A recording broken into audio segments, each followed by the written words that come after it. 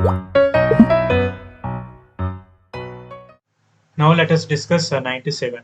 An element which has a body center cubic structure with a cell edge of 288 pm. The atomic radius is. Here the given data is BCC structure.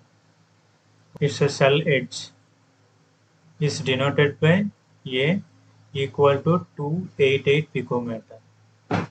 Have to calculate its atomic radius. We know that for BCC, its formula root 3a equal to 4r. Here you have to calculate its radius. R equal to this 4 comes under the denominator. You will get root 3a by 4. Here substitute the value of a. Then it becomes r equal to root 3 by 4 into a value 288 picometer.